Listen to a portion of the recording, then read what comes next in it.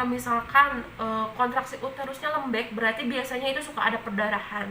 Nah gitu, kalau misalkan nanti bunda-bunda adanya perdarahan banyak, coba cek perutnya dengan cara digini-giniinnya searah searum jam, coba dipijit-pijit sampai uterusnya keras. Nah itu yang normal gitu. Dan yang terakhir yaitu PNC. Nah untuk PNC, apa sih itu PNC? PNC itu masa postpartum atau masa nifas ya gitu. Untuk lebih jelasnya, masa pemeriksaan ibu dan bayi setelah persalinan dan selama masa nifas untuk menjaga kesehatan ibu dan bayi serta menangani komplikasi yang terjadi gitu. Komplikasi apa aja sih biasanya yang suka hadir pada masa nifas? Yang pertama adalah perdarahan yang berlebihan. Jadi misalkan kita udah melahirkan, jadi kita udah masa nifas ya, udah melahirkan bayi, kita kan disebut masa nifas. Kalau misalkan darahnya banyak bener ya, terus sampai kita lemes, sampai kita pingsan, sampai kita pusing, itu biasanya bahaya. Pada masa nifas itu bukan lagi normal. Biasanya kalau yang normal itu biasa perdarahannya seperti darah head, seperti itu. Tapi kalau misalkan darahnya terus-terusan ngalir banyak, nah itu harus ibu-ibu curigai, itu bahaya nifas. Yang kedua, infeksi. Dilihat ya, infeksi, takutnya ada infeksi dari vagina, terus dari perdarahan juga. Terus biasanya ada demam, suhu di atas 38, itu biasanya ada tanda bahaya nifas. Ada nyeri payudara, itu biasanya sama juga tanda bahaya nifas, nyeri payudara.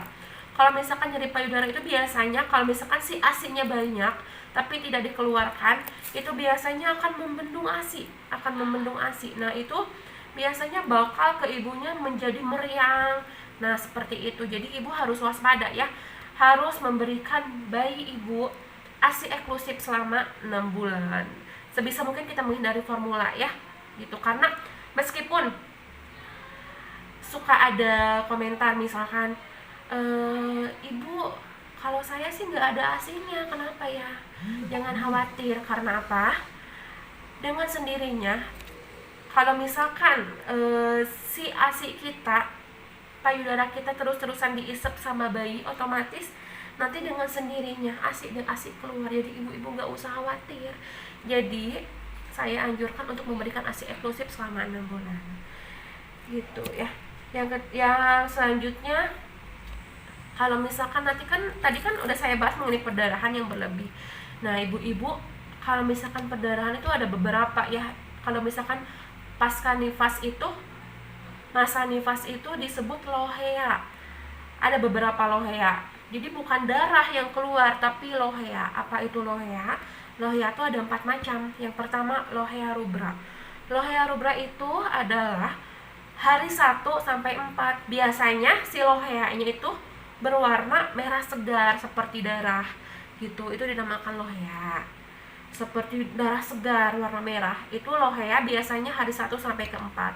Nah, untuk yang kedua yaitu lohea sanguinolenta. Untuk lohea sanguinolenta itu hari ke-4 sampai hari ke-7. Biasanya warnanya itu kecoklatan. Jadi di pembalut kita itu warnanya kecoklatan. Itu jadi udah namanya lohea sanguinolenta. Yang ketiga itu lohea serosa. Lohea serosa itu terjadi pada hari ke-7 sampai ke-14. Biasanya itu warna kuning kecoklatan. Dan yang terakhir adalah lohea alba. Biasanya 2 sampai 4 minggu. Dan itu udah menjalur ke warna putih. Nah, seperti itu. Jadi kuning muda lah, seperti itu ya. Nah, baik, itu pemateri pelayanan kebidanan. Kalau misalkan ada yang ditanyakan, jangan lupa di komentar dan jangan lupa like and subscribe ya. Konten kita Klinik Avionik yang sehari-harinya akan terus menayangkan mengenai kegiatan yang ada di Klinik Avionik gitu. Sekian dari informasi dari saya. Mohon maaf apabila ada kesalahan kata. Wabillahi taufiq wal hidayah. Wassalamualaikum warahmatullahi wabarakatuh. Dadah.